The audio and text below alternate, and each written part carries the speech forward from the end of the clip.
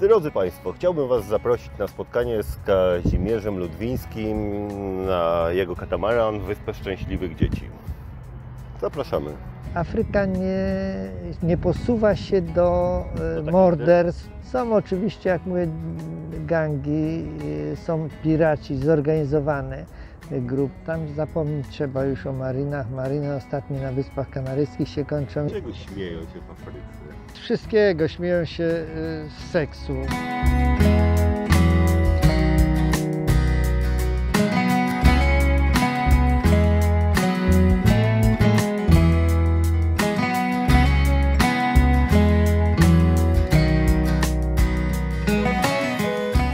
Wrócić do tego pływania wzdłuż wybrzeży Afryki i taką jedną informację chciałbym uzyskać od Ciebie. Ty, podejrzewam, że najlepiej to wiesz, bo korzystałeś z wielu kotwic i tam jednak na kotwicach dużo się stoi.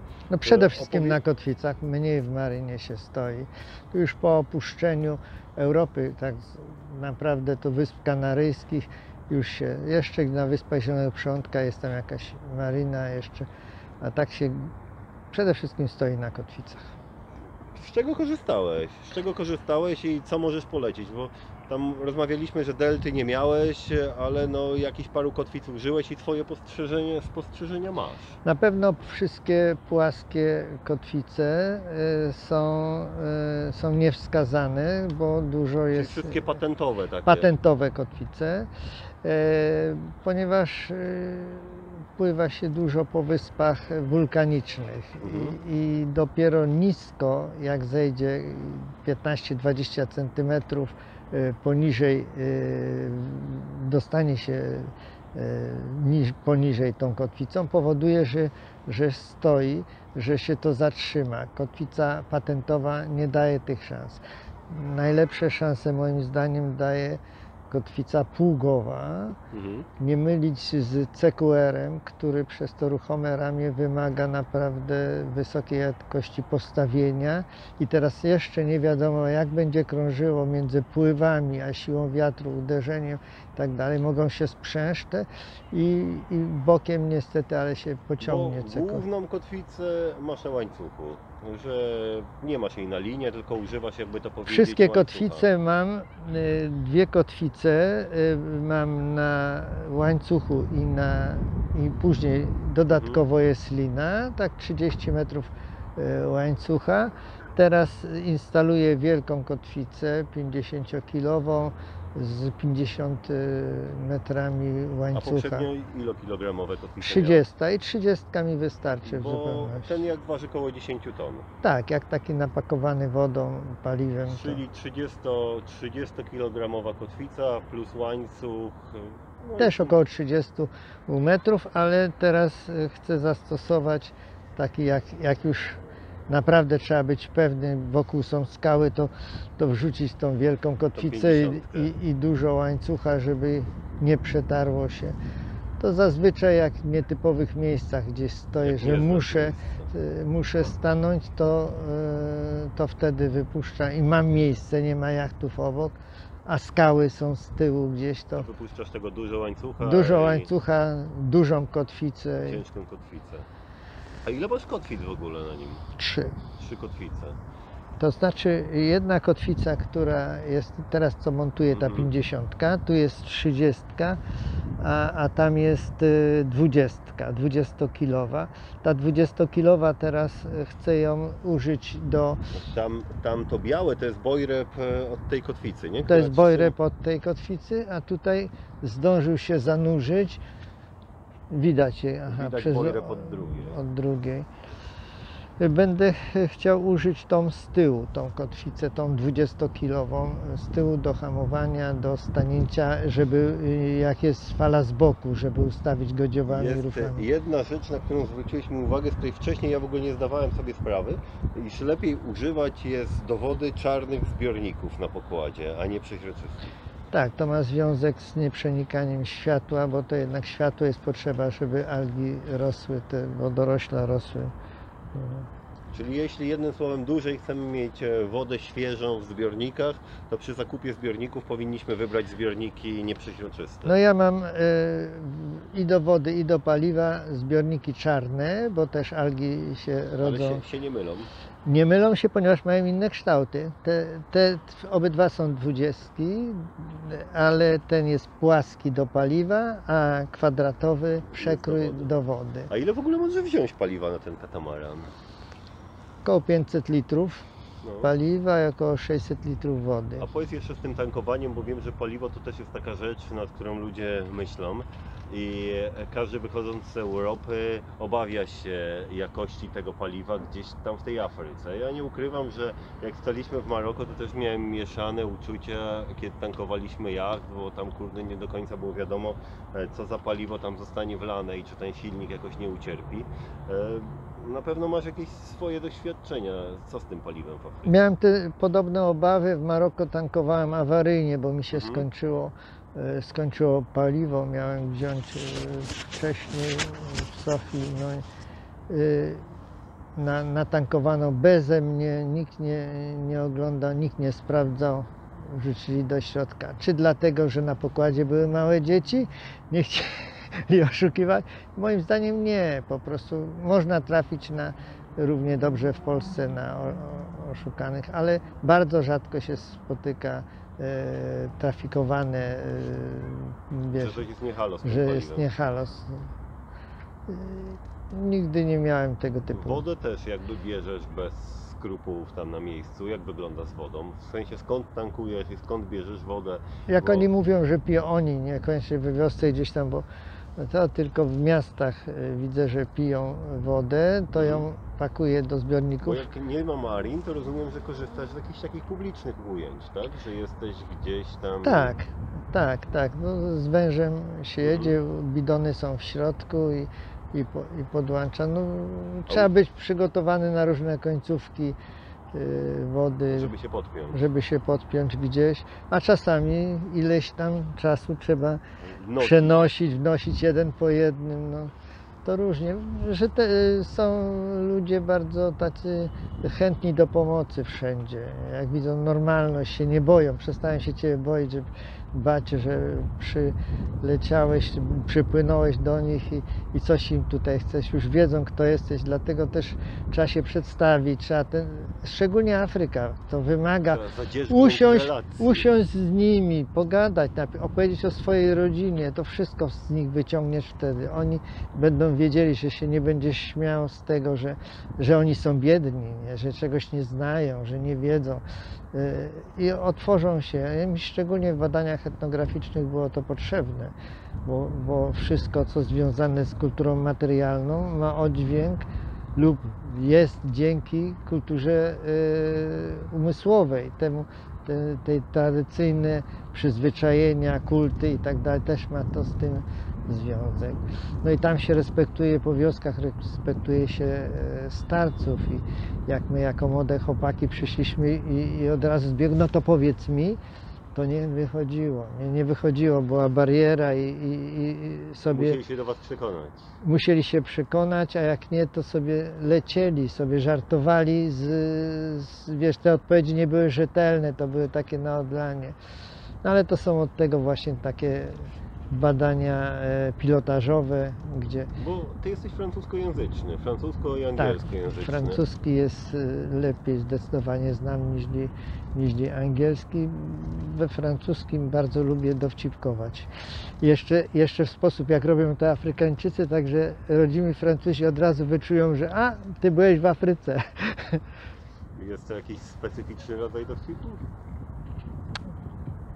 Jest to inny niż anglofoński. Ja lubię angielski dowcip, ale jest to inny. Jest może prosty, ale taki... Z czego śmieją się w Afryce? Z wszystkiego. Śmieją się z seksu. Tam jest bardzo nie ma jak się mówi, nie ma tajemnicy w Nie tych ma tabu. tabu. Szukałem słowa. Etnograf. Oni rozmawiają normalnie i z dziećmi, z synkami, z tymi o sprawach związanych z miłością, z seksem, wszystkie takie osobiste, są mniej, jak to oni mówią, constipé, czyli nie mają zatwardzenia, nie? Takiego Spięcia. No u nas to chyba wynika z tej kultury katolickiej, nie? Gdzieś tak Wszędzie, mocno. jak jest gdzieś, to jest przecież Argentyńczycy są bardzo chrześcijańscy, bardzo wierzący i tak dalej i potrzeba czasu, żeby ich przełamać. Są Żeby tacy tak się nie spięci jak udało. Anglicy, tak na przykład, nie? No tak to wygląda.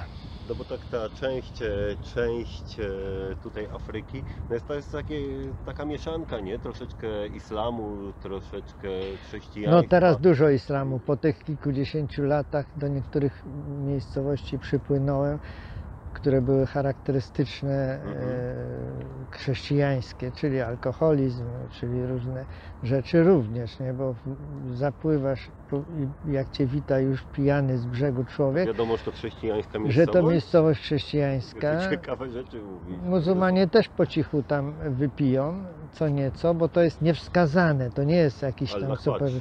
Ale Allah patrzy, no wejdzie pod dach z blachy falistej i już Allah nie widzi. Nie?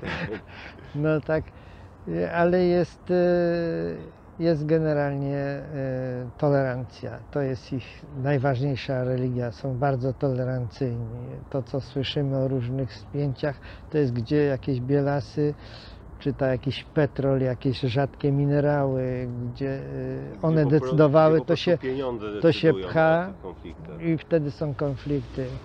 Ludzie potrafili żyć setkami lat obok siebie i nie mówić, ty jesteś inny, a później przyszli... No Afryka jest bardzo uzbrojona, tam jakby... No bo to jest tani rynek, no. Ja będę cię bronił, ale ty mi kup broń, bo ty będziesz potrzebował, nie? Tak na razie. No jest dużo mieszań, dużo złego i nie przez te niewolnictwo, to jest jeden z takich dodatków, to jest krótki okres, to są błędy ludzkości, błędy poszczególnych to jest taki ludzi. błąd, no do Stanów wywieziono 10 milionów ludzi z Afryki, no więc to... I to jeszcze bez poczucia, nie wszyscy mieli, ci kolonizatorzy, poczucie, że oni robią źle, że to wskazane. Jeszcze tutaj to jest taka rzecz, o którą chciałbym zahaczyć, bo należy bardzo wyraźnie rozróżnić kolonie francuskie i kolonie, jakby to powiedzieć, angielskie. no, kolonie angielskie, marchewka bacik, a kolonie francuskie edukacja. I dlatego jest inne porozumienie obecnie w tych francuskich. Inne porozumienie, oferują również szkoły, uniwersytety i taki człowiek, który się wyuczył, ucząc się tam, poznał zwyczaje. Ale to się wiąże poniekąd z rasizmem, który dzisiaj też jest w tych koloniach, bo Jest w anglofońskich, jest black rasizm, czarny rasizm, jest nienawiść, no bo jak cię źle traktowali gdzieś dziadka, Przez wiele ktoś lat. coś, to jest inaczej. A we francuskich trochę lżej. Oczywiście były błędy i we francuskich, i w portugalskich, bo Portugalczycy szybko się ja nie mieszają. wiem, czy można to nazwać błędami, no bo to w ogóle jest, wiesz, no, tak naprawdę ci kolonizatorzy przybyli do nie swojego kraju, jakby no podbijając go i rabując. No. Cały świat to, na Stany Zjednoczone, Indianom było dobrze. Też tam. No, dzisiaj Indianie mieszkają w rezerwatach. No, a potem tak to wygląda. Też jest były, jak się to nazywa, prace przymusowe były na tych koloniach, również francuskich, nie? Ale jedne z pierwszych, które powiedziały stop, wybierajcie własną wolność i bezkonfliktowo to się odbyło, nie? Jak zatrzymano wojnę z Algierią, czy tam Algieria między Mówi się Algierią. o wojnie o Saharę Zachodnią, tak? Tutaj. Nie, również w Algierii, w niej samej było to, de Gaulle powiedział, wybierajcie, to wasz kraj, jak chcecie być z Francją dobrowolnie, to tak, nie chcecie być, wasz wybór, wojny nie będzie. No do dzisiaj chyba między Algierią a tutaj Francją są dość napięte te relacje. Myśmy starali się uzyskać kiedyś wizy algierskie, żeby to wybrzeże zrobić, no i nie było to zresztą prosto. No są, ale jest to jakoś poukładane między nimi, nie? No teraz się w ogóle dużo rzeczy zmienia, młodzi ludzie inaczej też na to patrzą. Ja jestem zadowolony, że idzie w dobrym kierunku. Czy masz poczucie tego, że idzie to w dobrym kierunku? Że idzie w dobrym kierunku. Dzisiaj dzięki czemu? Dzięki internetowi. Czytamy, widzimy od razu i nie ukryję się, jest krytyka z wielu stron. Nie, że ktoś komuś usiedliśmy i sobie opowiadamy sobie, jak to jest. A to kurde minęło 20 lat, nie, już od tych informacji gdzieś tam. A dzisiaj 3 minuty później już wiemy na drugim końcu świata, jest co się przytrafiło, o opiniach możemy oceniać. No jest globalny przepływ tych informacji, nie? Leci to I to się nie cofnie. I z drugiej strony to jest chyba już dobry czynnik na plus działający, bo wyrównuje szanse, a nie, że bzdury opowiada jakiś Putin komuś, ludzie zaczynają wierzyć, ale są co jednak patrzą na drugą stronę, nie? I tak z tymi wszystkimi wodzami, którzy siłą doszli do władzy w Afryce gdzieś, to szybko wychodzi na jaw jednak, że on kłamie, że coś tam się nie tak to było. No kiedyś było chyba łatwiej takie rzeczy zamieść pod dywan niż obecnie. No były też takie miesięczniki, Wolnej Afryki, gdzie robili radio też, bo był taki moment, że tam za czasów Związku Radzieckiego, no to Rosjanie w tej Afryce dość mocno mieszali, nie? I Amerykanie. No Mniej Francuzi i Anglicy. No teraz chyba Chińczycy. A teraz Chińczycy to oni biorą sprawę delikatnie od strony komercu, sprzedaży, wytworzenia, wy nam coś, my wam postawimy, my wam zrobimy, ale tutaj potrzebujemy to i to. I to tak spokojnie, nikt nikogo nie gwałci. Jest to taki neokolonializm trochę. Jest to, to już jest w ich wydaniu, to jest wersja kolonializmu poprzez tanią produkcję, uzależnienie. Tak naprawdę produktami zyskują tą Afrykę. I nawet się nie starają. Po co im jakieś inne kłopoty, kiedy ci kupią i wiesz. No bo to chyba tylko o zasoby chodzi, nie? Tam jeśli chodzi o Afrykę, no to oni przede wszystkim eksploatują ją. Eksploatują drewno, minerały no i niestety tutaj jest sporo jednak takiego przekupstwa. Wiesz. W sensie korupcji. Korupcji, tak. No, ale to chyba wszystkie zresztą to chyba z mentalności troszeczkę wynika, że inaczej są te rzeczy jakoś tam pojmowane i sama korupcja jest inaczej traktowana, gdyż tam przekazanie komuś prezentu często nie jest traktowane jak korupcja w tamtych Nawet ma powszechne uznanie do tego stopnia, że taki ktoś, kto był na przykład rodzajem naszego wojewody czy prezydenta miasta, to on się usprawiedliwia, mówi, moi pobratyńcy będą się wstydzili mnie, jeżeli ja w tym czasie, kiedy byłem u władzy, nie zbudowałem sobie ileś tam willi, nie wzbogaciłem się, nie odłożyłem pieniądze na konto szwajcarskie. W tej mentalności gdzieś tam. Ale to wszystko przychodzi, bo to zaczynają i oni patrzeć, wiesz, do kieszeni mają. Ta demokracja... Patrzeć na ręce tym ludziom po prostu. Tak, zaczynają patrzeć i ja wierzę w młodych ludzi, że to pomału wyeliminują. Wiesz, a to muszą wyeliminować ludzie, którzy jeszcze nie założyli rodziny. Czyli ale masz poczucie tego, że jest tam demokracja? Wiesz, to jest demokracja limitowana. To znaczy, jest to... Może być demokracja limitowana, co to znaczy? To znaczy, po ich niemu musi mieć, trochę musi się nachapać, żeby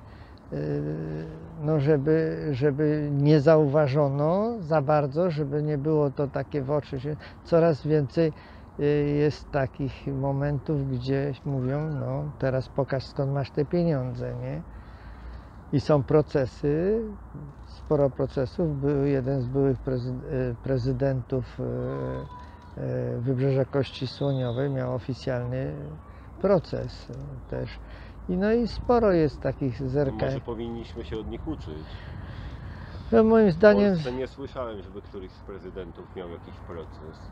Powinno i się procesować również, bo to w końcu nasze publiczne pieniądze i oni sobie z tego zdają sprawę, że to, aczkolwiek jeszcze do pewnego momentu jakichś drobnych interesów to oni tolerują. Bo kraje arabskie mają tak, że jakby przekazanie takiego podarunku no jest jakby powszechnie przyjęte i dobrze widziane i nie ma czegoś takiego. Zresztą no, oni często oczekują od siebie jakiegoś tam drobiazgu za jakąś przysługę, którą tobie tam uczynili. Tak, i to należy do zwyczaju. Wiesz, ja często opowiadałem, że no to jak to? Ja przyjeżdżam do ciebie, to ty mnie tu powinieneś przywitać. I to, nie, u nas tak jak się do wioski przyjeżdżaliście jeszcze za dziada, pradziada, ileś tam set lat temu nawet to przywoziście prezenty, to wy... Oni się przyzwyczaili, słuchaj. Zaczęło się od koralików. Tak jest. I do dzisiaj gdzieś to w mentalności zostało. Udało nam się namówić Kazia, żeby zaprosił nas do środka i pokazał łódkę. Łódka jest no, w trakcie remontu, parę rzeczy jest do zrobienia, no ale żebyście mogli sobie chociaż wyobrazić, jak takie mieszkanie na tym jachcie wygląda, że jest kuchnia, lodówka, że wszystko tak naprawdę jest. Także no, zapraszamy. No to jest nasz dom. Zapraszamy. Bardzo proszę. Miejsca jest tutaj sporo, bo tutaj rozumiem, że w tej mesie też można spać, że to jest takie... To są pełne koje, 60 cm szerokie i no i są oczywiście w kadłubach jest w sumie... W kadłubach są pływaki do... Są 3 koje w jednym, 3 koje w drugim. No w dużej podróży i to jest mój dom, to są magazyny w tej chwili. I tylko no bo teraz kilka jakby, no, przygotowanych, a kilka nas za magazyny robi. No mamy oczywiście kuchnię, proszę zobaczyć, normalne jak w domu, bo to jest nasz dom. Tak to wygląda. Oczywiście łazienka i Lodówkę masz na 220. na 220 inwertor daje 220 z 12 V Czyli ładowane klasyczną, przez normalną dało się normalną, zastosować. klasyczną można. Oczywiście istnieją 12V Jachtowe. już przygotowane z wewnętrznym inwertorem. Ale ten panel, o którym rozmawialiśmy, daje tyle prądu, że jakby tą lodówkę jesteś w stanie utrzymać na chodzie. Bez problemu ją jestem w stanie. Oczywiście jeżeli nie ma Jeżeli jest czystego słońce. nieba, no to jest gorzej, wtedy czasami włączam generator albo silnik, który napędza, podładuje trochę baterię i jest dobrze. Jeśli jeszcze nie czytaliście książek Kazia Ludwińskiego, gorąco Was do tego zapraszam. Ja poznałem Kazia pierwszy raz, kiedy otrzymał w Gdyni Kolosa. Wtedy też nabyłem jego pierwszą książkę. Od tego czasu przeczytałem je wszystkie. Ten człowiek jest skarbnicą wiedzy na temat żeglowania, na temat Afryki. To są książki, które każdy powinien mieć w swojej biblioteczce. Link do księgarni, gdzie możecie nabyć te książki, podajemy w opisie. Ja wiem, że te wszystkie pływania po Afryce przez tyle lat powstało szereg publikacji i no powstaje następna teraz. Tak, napisałem tom pierwszy mówiący zatytułowany Bracia Ludwińscy, wszystko zatytułowane jest Wyspa Szczęśliwych Dzieci. Tom pierwszy mówi o mnie, o moich braciach, o czasie przygotowań, a tak naprawdę zaczyna się od momentu urodzenia. I następny temat, następne tytuły to jest Nel, czyli imię mojej córeczki, Noe, tom trzeci, zatytułowany od tego głównego mieszacza Noe, kapitana Noe, i jest tom czwarty, który zatytułowany jest Tacierzyństwo, bo omawia okres, kiedy pływałem z dziećmi sam. A tom piąty o czym będzie? A będzie kontynuacją i przede wszystkim będzie mówił o tym, jakie nastąpiło zderzenie w wychowywaniu dzieci przeze mnie na Właściwie te jachcie książki, i one innych. tak dotyczą jakby wychowania Głównie dzieci. Głównie dzieci. Skupiałeś Dzieci się są na tym. bohaterami tych książek. No i teraz spojrzenie na to, czy dobrze to zrobiłem, czy nie, co jest różne w Europie, w Polsce od tego, jakie uczyłem w czasie rejsu. Chciałbym Was zaprosić wszystkich do wejścia na stronę, jaki jest Wyspa Szczęśliwych Dzieci. na Wyspę Szczęśliwych Dzieci, gdzie te wszystkie książki, te wszystkie tomy są do nabycia, także możecie je sobie ściągnąć. Jak ktoś chciałby się czegoś dowiedzieć o pływaniu z dziećmi, o w ogóle żeglowaniu i życiu na jachcie, no myślę, że to jest bezcenny materiał. No to są książki, które równie dobrze, a może więcej nawet czytają kobiety, niekoniecznie żeglarki. Książki pokazują, że facet też może Jezu, wychowywać się boję dzieci. tej całej tej po prostu publiczności tych książek. Różne jest podejście generalnie nieświadomych matek, które protestują najpierw, a później są moimi koleżankami, korespondentami. To jest cudowne, coś przepięknego. Korespondencja z ludźmi, z czytelnikami, przepraszam, którzy otwierają się wtedy, otwierają się swoje historie, które nikomu nie przekazali, przekazują mi i widzę, że chyba był sens napisania tych książek. No teraz powstaje piękny 5. tom w tej całej, jakby to powiedzieć, serii. Ja życzę jeszcze 6., 7.